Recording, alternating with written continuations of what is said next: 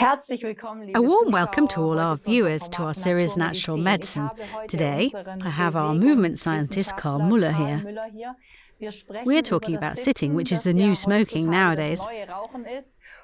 And we will get a lot of valuable information from him. How we can counteract these symptoms from a holistic point of view. I'm very happy that he's here today. Stay tuned and see you soon. Hello, dear Karl. Nice that you're here. I've had the pleasure of visiting you before, especially in your company, with these special schools where you really train and move your whole body. And I have since jogged with them myself, and I must say that they train the body in a completely different way. And today, I'm very happy that you are here to talk to us about this sitting, this new smoking. Thank you, Karina. Yes, sitting is the new smoking. That's a title I once read in a major Swiss newspaper. Other titles are Those Who Sit Longer Are Dead Sooner. 1, 2, 3, 4 years ago, it was discovered that sitting is really very harmful to health, that we have become a sedentary society, and that we do not suffer from overuse. Osteoarthritis is not an overuse problem either, but rather we move too little. Above all, we move wrongly. And that this has a very large negative impact on our health. Yes, you brought a slide with you here as well. What exactly happens when you sit? So this shortening and adhesions due to this lack of exercise. What are the main problems that arise from this? Of course, there are many. On the one hand, we should move for our cardiovascular system. The cardiovascular activity is, of course, not challenged. But then it's mainly the fascia apparatus. When you look at how the person is rather stretched in the back and shortened in the front, it's like a shirt stuffed into the pants, and the shirt is getting shorter and shorter in the front. You get more and more bent at the front, and that's how you walk when you get older. With these shortenings around the front, on the one hand, this leads to a bent forward walk, and a bent forward walk overloads the joints. If you walk straight, you walk healthier than if you walk bent forward. Then we have the classic hip flexor here. In your opinion, what is the real issue with the shortened hip flexor? How do I get that balanced or back into balance? Yeah, the shortened iliopsoas muscles. That's how physiotherapists call this hip flexor. This is a consequence of sitting too much, because when we stress statically, we sit in a chair cast, so to speak, 8 hours in a row. If you have had a joint in a cast for 6 weeks,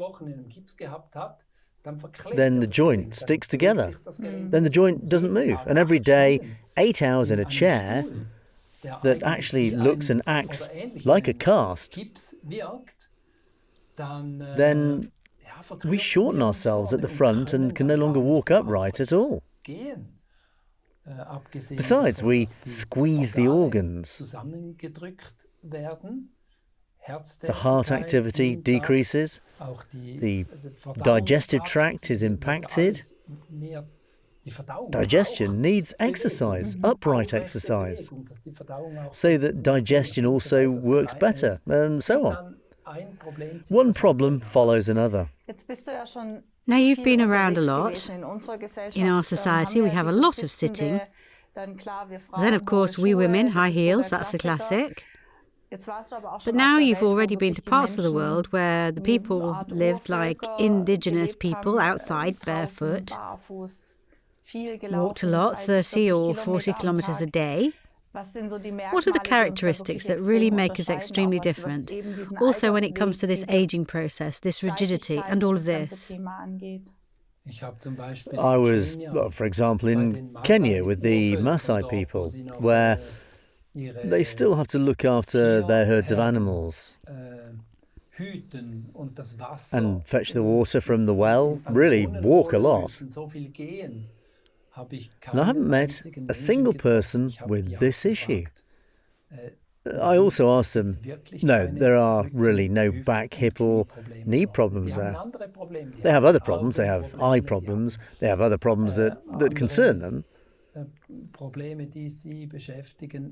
But into old age, and some of them do get quite old,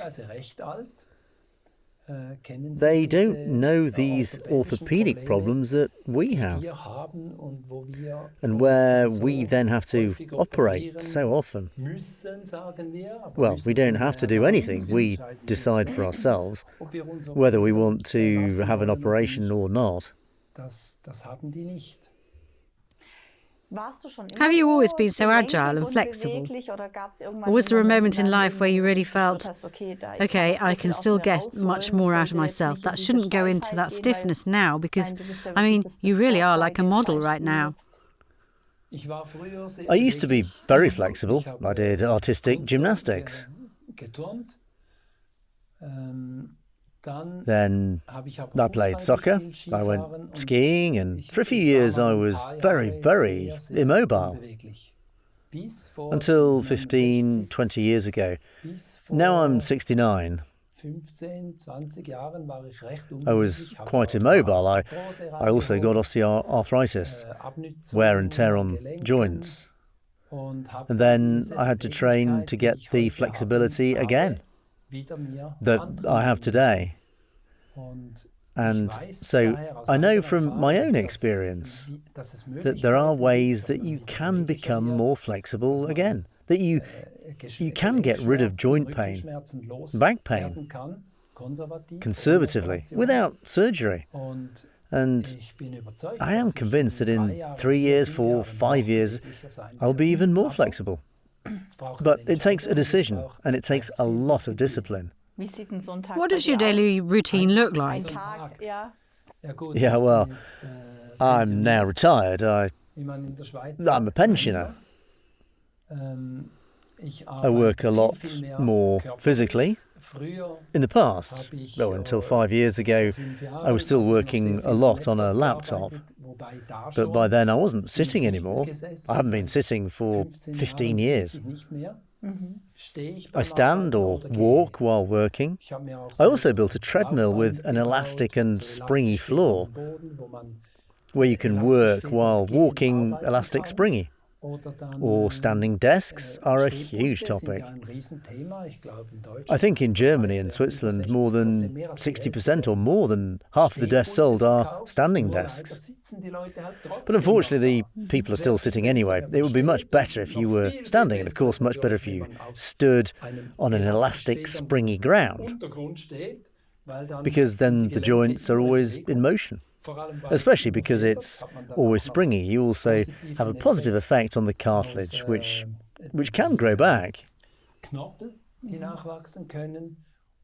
And when the feet move, the whole body moves.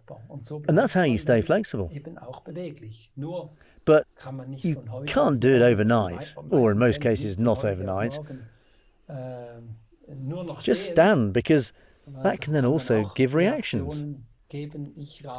I advise people,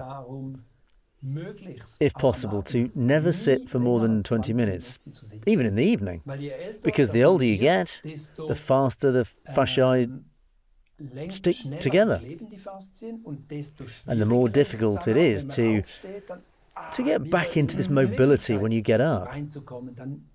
So you should never sit too long. And I personally work a lot in the field. In the morning, every morning, for 1.5 to 2 hours, I just sit in a deep crouch. Maybe we have another picture here. Yeah, the children. I think that even in old age, you may not be able to become quite as agile again, but meanwhile I can sit down with my bottom between my legs again. It works again. That didn't used to work. you can train yourself to do that and become flexible again. Because sitting makes you inflexible. Oh, this is a good picture here, where people then argue, yes, I sit all day, but then I do sports in the evening. Or I do so much sport I can sit well for 8 hours. Well, that's a huge fallacy.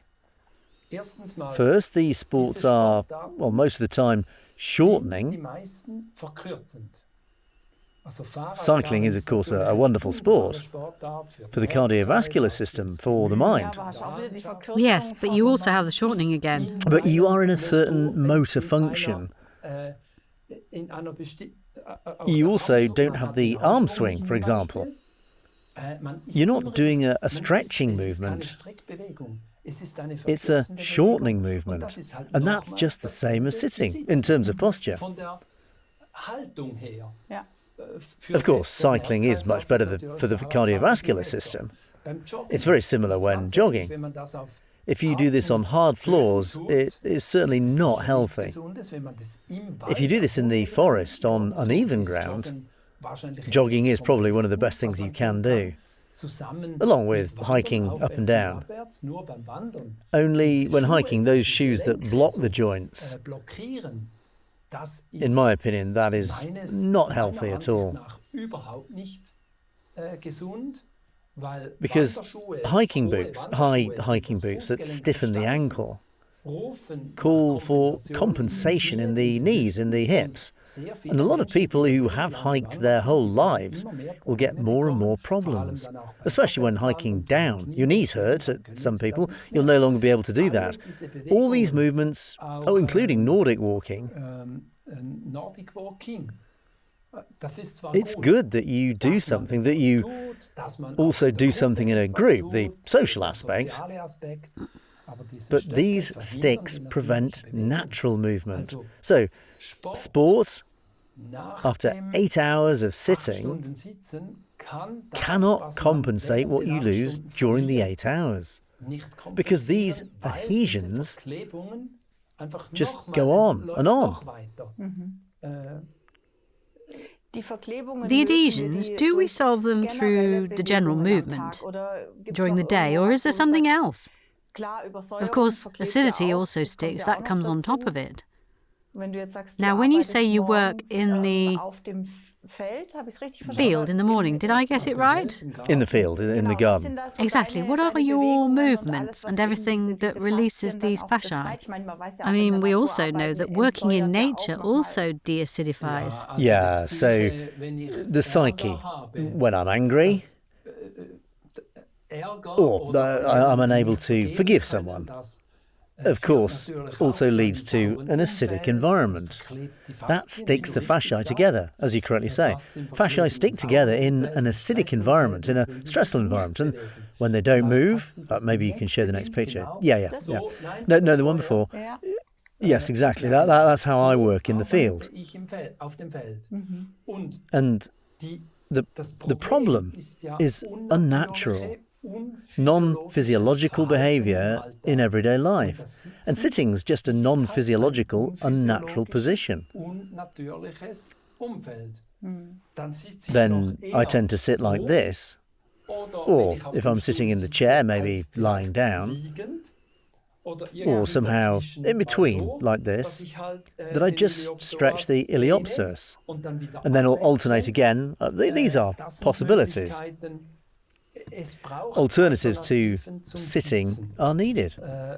When watching TV, I don't watch TV except football. When you watch TV, you should get up from time to time, do exercises, rotation exercises. Best of all, on something that is springy. What do you think of those exercise balls? Balls are definitely better than a chair, because the ball brings a bit of movement, but there you are still in a bent position. The best is stretching, stretching, stretching.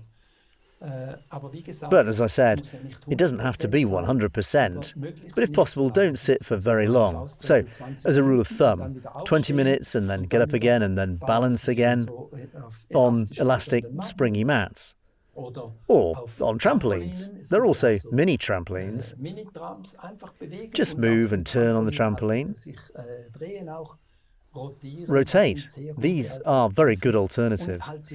And just think about it. For every job, household chores, how do I do it? How do I pick up things from the floor? Then I go all the way down instead of leaning forward. Anything that stretches is a good alternative to sitting bent over. And the best thing is it's just trampoline movements. Everything that bounces. When I walk and stand bouncy, then I balance. And when I balance, all the muscle chains are active. And then there are no adhesions. So all these adhesions, when I see an asphalt floor like this, we hit it. It's also stressing, it's stressing. Yeah, the blows, they're stressing and sticking. Stress causes adhesions, acidification, stress, and no exercise. And the trampoline movement, the elastic springy movement, just like our shoe soles do, for example, that stimulates all the neuromyofasciae in the whole chain, stimulates movement, and then they can't stick together. I also heard that jumping on a trampoline stimulates the lymph flow and detoxification, and then you have so much more, basically. Yeah, sure. The blood circulation, the lymph. If you go like the top right, bottom right, or the bottom left in nature, barefoot on uneven ground, if you walk like this, your calves are constantly activated. And the veins are milked. They really say the veins are milked. The blood and the lymph, the lymphatic circulation is stimulated. And that can only be healthy. Ah, yes. Now we have the other variant. Yeah, you can see in the middle of the skeleton, the right skeleton shows how people go somewhere in old age. You basically have the feeling that somehow it still has half of the chair. Under the bum, yes? Yeah, under the bum. You can't quite get out of this chair, out of the chair shape. The left skeleton, it moves completely differently. It actually stretches with every single step. If you observe or compare the thigh, it goes backwards on the left. So the hamstrings pull and straighten the pelvis. The knee then almost goes into hyperextension, while on the right the thigh tends to pull forward. It's passive in the back. It's no coincidence that cellulite occurs in the back and not in the front. Because firstly the blood circulation is poor, because the foot only falls forward because the calf it's not active at all, and because the muscles in the back, the hamstring muscles, are less active, and then it's clear that cellulite develops there too. So another argument, a good one. Yeah, the other health is probably more important. The combination. The combination, exactly. It doesn't hurt if you can also avoid cellulite. And that's the idea that I came up with on the rice fields of Korea. Walk elastic springy. I then noticed when I walk on these elastic springy rice fields that this isn't only extremely pleasant, but that the pain also disappears. And then I tried that with such materials. Then I sewed the elastic springy material, sewed the socks on, and walked around and noticed that it worked. There's more movement in the whole neuromyofasciae, in the muscles. There we also have the fasciae. There's more movement in people, and that makes the whole person more flexible. And the fasciae, they just have a lot more functions than we think. The danger of falling in old age due to too much sitting is high. Immobility destroys the sense of balance. The sense of balance. Also possible reactions if you stumble and want to catch yourself. Exactly. Then the possibilities of movement are small. And then I'm more likely to fall over because we're stiffened. And the fascia apparatus is just a big key. The body remains flexible. And for the fascia apparatus, the sense of balance is in the fascia apparatus. We have 5 senses, and the sense of balance is not the 6th sense, but the sense of balance is the combination of the 5 senses. And when the fascia apparatus no longer works perfectly because everything is shortened, because everything is stuck, in these adhesions, the electronic signals, also the reflex signals, also and in the control signals, so that we remain agile, they can no longer flow the same way in a sticky fascia apparatus. And then we fall before these signals have reached their destination. Do you understand what I mean? Yes, I was just now mentally on the forest trim trail this morning and wanted to go backwards on a bar. And then I noticed again, look up, go backwards. Don't look at the ground, balance back. How little balance and body awareness we still train in our everyday life. And what a nice feeling it is then to find this balance again, to make myself aware of exactly these micro movements again. These micro movements come from the very small muscles. It's the deep, tiny muscles that keep our bodies balanced. And when we balance, always, every second that I balance, all neuromyofasciae are active. Then they cannot stick together. And that also gives you an extremely good body awareness. And the sense organ fascia, that's just responsible for my sense of balance, which, as you say, going backwards, balancing. If I then also close my eyes... Yes, it was enough to look up.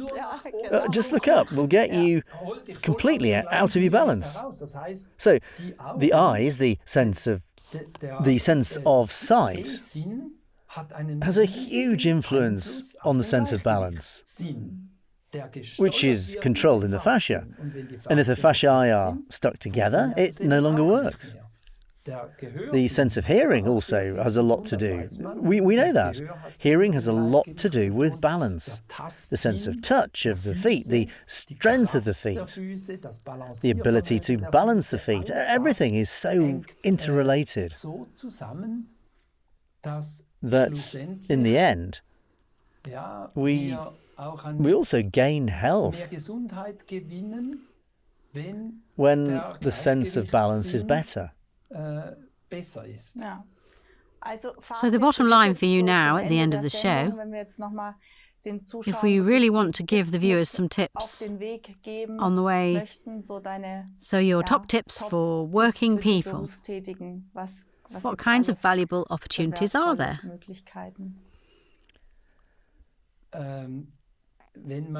If you have the goal to remain flexible and pain-free for as long as possible, we should be aware that a lot of sitting cannot be compensated through sport, especially, basically all sports in the evening. It should be done in everyday life. I can't compensate for what I miss in the 8 hours. because of the adhesion of the fascia. I should try to behave in a fascia-friendly manner in everyday life, which could be getting up every now and then, if possible, never sitting for more than 20 minutes. And when I'm standing, on a trampoline, on a soft, elastic, springy mat, not only soft mat, but elastic, springy, so that I keep moving the fascia. Everyday life is the cause of many problems. And, of course, your feet will be trained on these elastic, springy mats. When I stop sitting for 8 hours, then use my working hours at the same time to behave fascia-friendly. So don't put anything on the evening, but through the day. Seize the day. Where can viewers get more information on the whole topic when they say, OK, I really want to get in there now to integrate that? So, our concept is called the Kibun Joya therapy method. We see ourselves as an alternative to surgery in order to stay healthy and flexible for a lifetime. And if you enter either Kibun, that's Kybun, or joya-shoes.ch, or just look in the text below at QS24, then you'll find enough information where you have alternatives to stay flexible and pain-free for a lifetime. Great. Thank you, dear Karl, for being here today. And I look forward to meeting you again. Thank you, Karina. All the best. Thank you. Dear viewers, I hope you were able to take something away with you. If you would like to find out more, please visit our website, qs24.tv. You can simply enter Karl Muller, and you will find more exciting interviews, and above all, how knee surgery can be avoided by taking advantage of all these wonderful opportunities early on. Thanks for watching. See you soon. Bye.